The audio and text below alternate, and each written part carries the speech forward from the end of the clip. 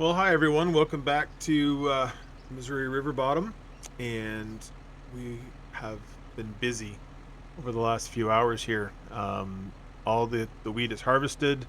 The machines are actually all still sitting in the field down at the far end down there. The baling crew, they've got everything baled and merged here with these with the Arcusin for the small squares, and over on the other side, the round baler is done. Other than I think they still got a couple passes around the headland. I think they're working on that. Um, the guys that are taking the bales have come in. They've got two trucks. I'm helping them right now with their 6R loader tractor, and there's a Manitou over. You can see where the truck is just off in that distance there.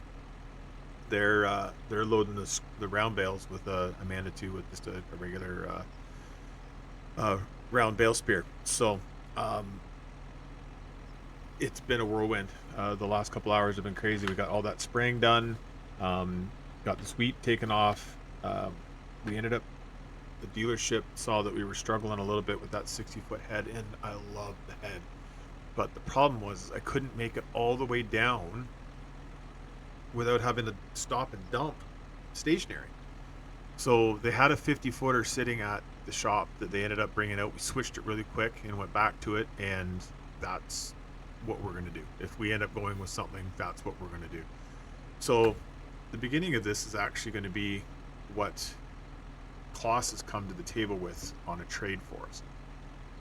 So I'm going to pop into the store catalog here just to be able to show you what we're talking about. So harvesting equipment, they've proposed a Lexion 8900 with tracks. So basically the same rig.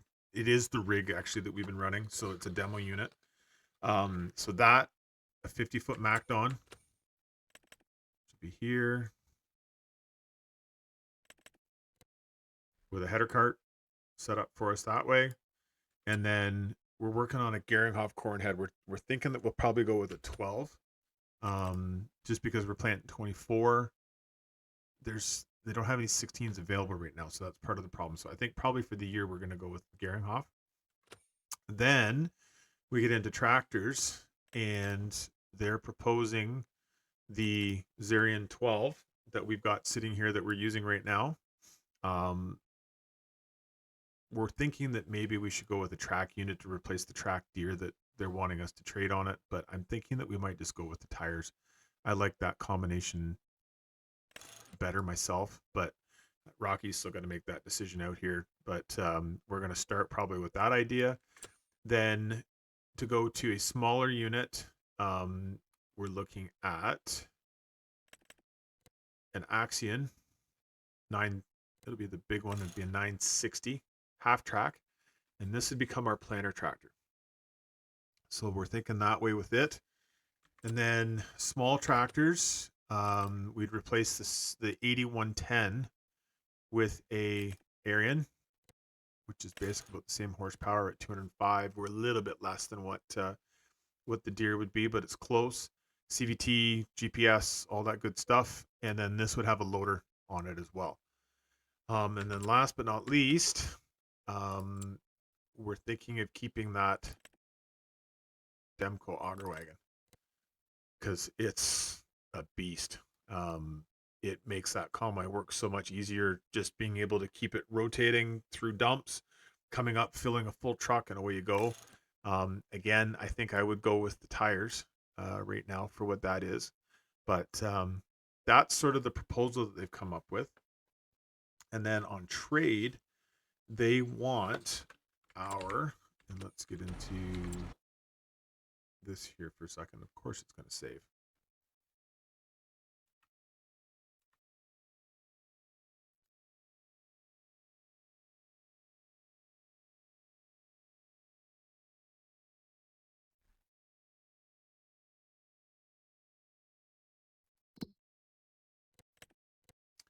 Okay, so they would want our 9570R John Deere, which is right here. So it's worth around 367,000 and change.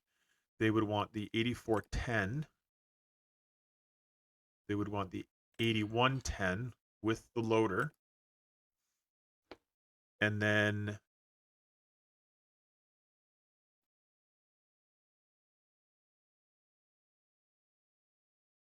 we'd go with the gleaners, the 2 gleaners, the 2 MacDon heads that go with them, which are here, 140s.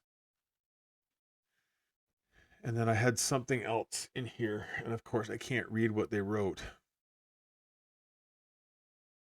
I'm not sure. But anyways, those would be the 1, 2, 3, 4, 5, 6, 7, 8.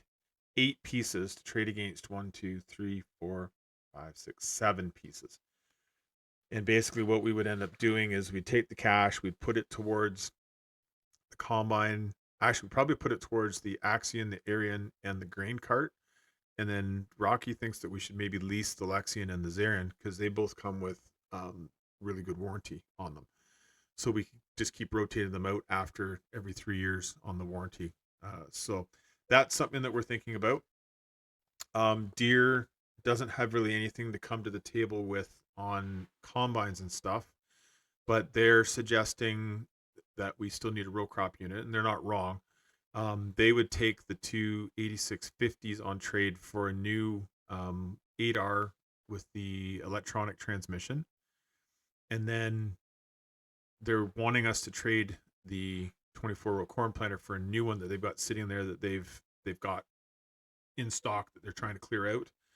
And then they're also a horse dealer, so they're asking us to switch the 450 drill out, which is no-till, into a horse Pronto, which is no-till. It has the disc hangs up front that we could do that with. So lots of different things here that are being presented with us.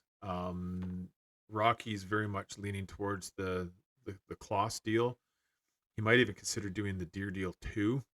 It just depends on what the money's going to shape up. So we got to throw this into a spreadsheet, and I'll show you that on the next episode here, what that's all about. But that's sort of the outlay of things right at the moment as to what we're thinking that we may end up doing here. So throw all your comments down below. Let us know what you think, because if we don't get any comments, this is likely what we're probably going to end up doing here. So anyways, let's get some bales done here. One of the things that I've noticed is the auto load is still on these trailers, and I have no idea because I did turn them off. So forgive me for the little bit of an inaccuracy here of these getting put together the way that they do with the trailer. I will have to go and turn auto load off. I didn't even realize that I had it downloaded, to be honest with you. So we'll get these bales picked up. Once we get this trailer loaded, then we can rotate over and help the other guys with the round bales.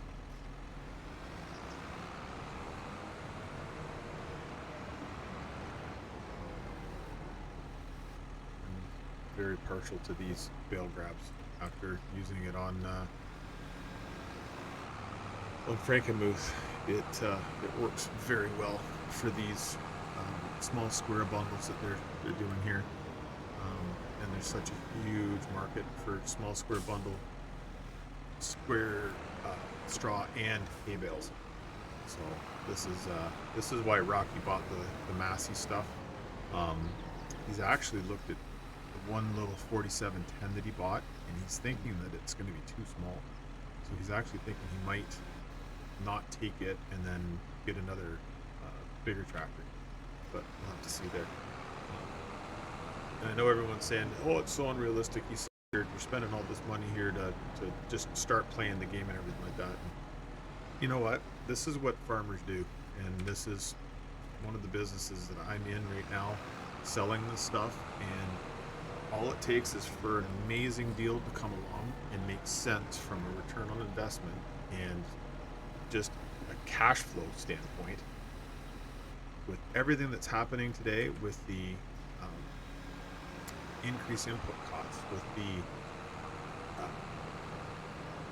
lower values of crops that we're selling when things are being harvested and sold, there's so many things that are playing on how much money farmers are making, and if they can get a fixed cost for a year, 2 years, or 3 years, there are so many people that would take that and be able to cash flow things better. And unfortunately, running older machinery does not cash flow, because if all it takes is for a head to blow on an engine or something big to break, and you're dumping $20,000-$30,000 out.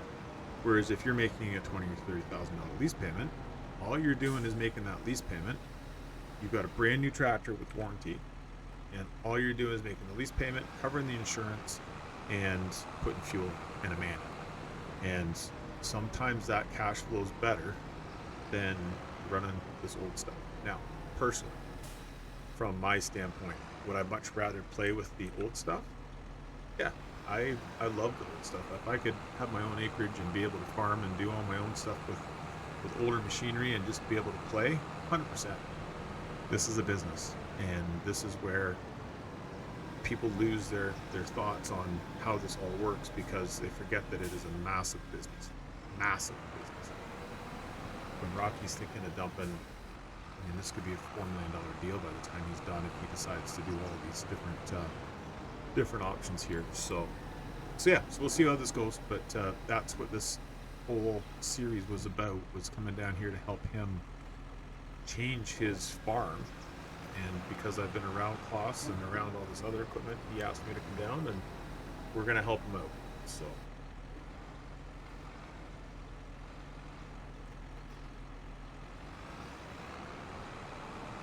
okay, it's here, and then that'll complete that.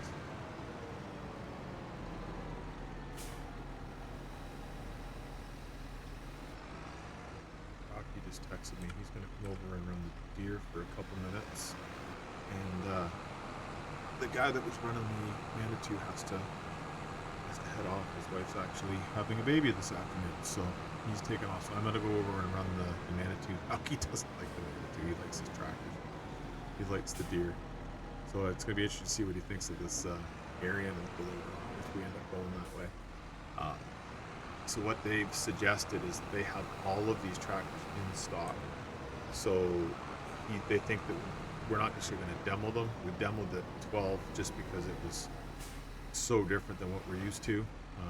So we demoed the 12, but the other ones, they'd like us just to come to the yard to check them out and see what we think. So that may be something we do here in the next episode or something like that too. But I know he really wants to do something so that we're ready to go for corn and soybeans with a new combine. Whether we do something tractors at that point, I don't know. We've got cover crops to put into this field that we want to get planted, and we're gonna have to work it and do all that other stuff. We use the old 450, so that Pronto actually might be something that is worth looking at to try. So we'll see. But we'll get this dumped up here. We'll hop out. We'll run over to that Manitou and we'll load some round bales. Go.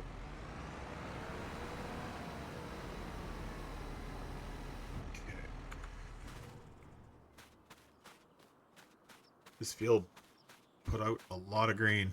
We did 70,600 liters per train. We did 7 truckloads off of this field, which is awesome. And then the straw that came off, so we did 33 bundles of small squares, so that's a full truckload. And then I didn't even get a chance to see the counter on the baler. I know they were using Rocky's Coon, but there was an issue with it, and they ended up bringing out it was a Chrome, actually, is what they brought out for them. So they ended up using it just to finish up the brand new baler. I don't know what was going on. I don't know if it was having troubles with wrapping or what it was doing. I'm not sure on that, but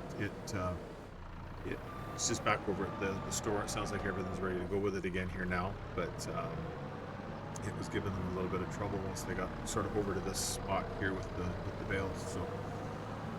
So this is a little Manitou, 841 145 PS, so a little bit smaller than what I've used before. I've been around the JCBs and Wiedemann's and the Wattner-Nusens. And this is a little bit smaller, but it seems to handle these 11,000 pound bales, or 11,000 liter bales just fine. So this is why these guys like it, obviously, just because it works.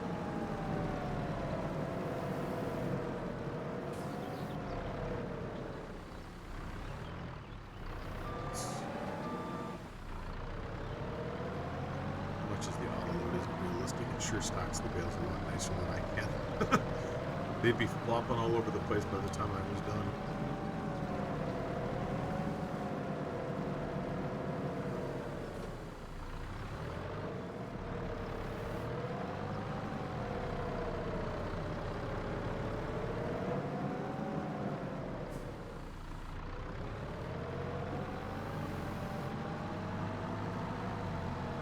Right.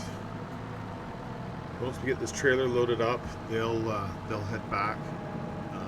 While they're gone, we'll end up trying to get our equipment cleaned up here, get it back to the main yard. The gleaners are sitting over at the shop, just because that silly auger is not unloading properly. Couldn't get enough power to be able to unload unless I was standing still. So they're playing with that still. Obviously, if we trade it, we've got to have them working so that the next person gets a decent machine. But that was something that was not working when we finished up here. So yeah, so we'll keep doing bales. Lots of people are watching. I've had a few just awesome video comments, so thank you all for that. Still no subscriber contracts, and that's fine, but I'm really wishing that some people would throw some stuff together here so that I could start filling these. And I'm wondering if maybe just people don't know what subscriber contracts are. And I know Mr. CVP, when he was doing those, there were some people that were questioning it. So basically take a contract that you've got in the game here, and it's saying, I want you to plow this field on, say, field 12, and I'm going to pay you $30,000 to plow that field. That's a contract, right? But that's a game contract. So what I'm looking for is for you, as the subscriber, to say, okay, I have a 10 dairy farm. I need 150,000 liters worth of silage to feed my cows because I'm not going to have enough feed this year, and I'm willing to pay X for it. So if you go into the game and see what the game sets up for what's available for that, then you can work that out. In Michigan with Frankenmuth, I'm organic there because of the cows and the pigs and the chickens all feeding that digester. And because of that, we were doing a lot of the contracts of let me get hot look here and get these strapped in for a second. We were able to get a premium for organic, which is typically anywhere between 10 and 25% bonus. So that's sort of how we were pricing those. And if you guys want to do the same thing here, by all means, that would be amazing. So see what you think. If there's anything that makes sense that you'd like to try and help out with on the contracts, I'd love to see them. So throw them in this comment section, and we'll throw them in a spreadsheet. We'll start working away at them here on this map as well as Michigan. I mean, if you want, do both. Send them for both maps. I do have lots for Michigan right now, and for the ones that I'm not able to actually do on Michigan this year, I'll probably end up trying to use them over here on this one. But it sure would be nice if it was a little bit more fine-tuned to both of the maps that we want to have it on. So this is a little crooked. Let's straighten it just a little bit here.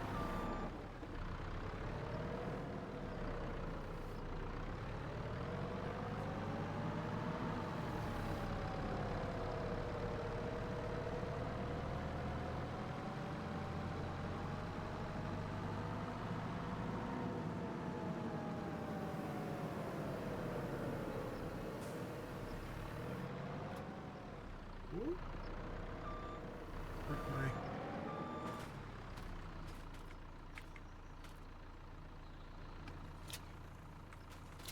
Scrap disappeared.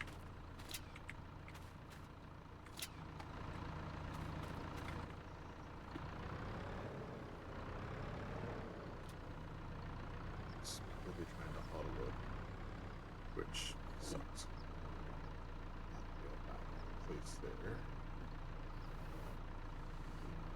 Move too much when I put these on.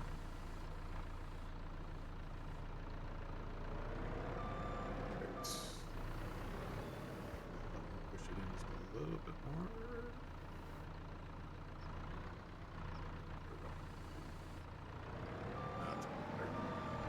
There we go. So there's a funny story. When my girlfriend and I were first dating, it was always a running joke of, yeah, that's better or whatever. Well, we ended up saying that's way more better. Most inappropriate, brutal grammar you could possibly get. And we were joking about, she was at work one day and she forgot that she was at work and ended up saying, oh, well, that's way more better, isn't it, sir? And it was priceless. Let's get it squared a little bit.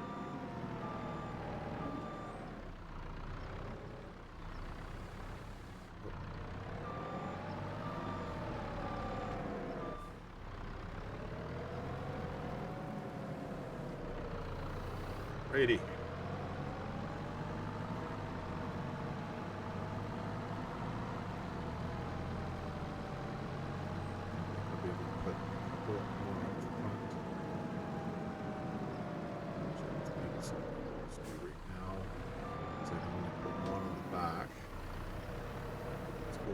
Straight in there like this.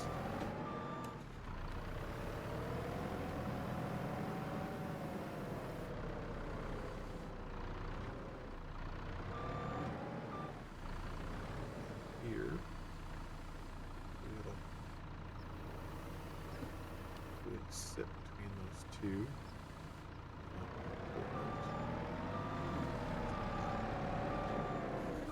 This one back.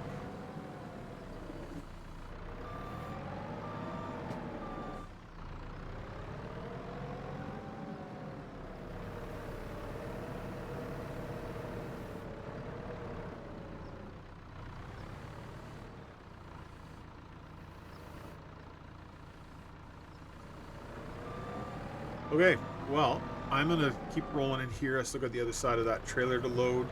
Probably end up moving that truck ahead a little bit more, but we'll keep going on this field trying to get it cleaned up.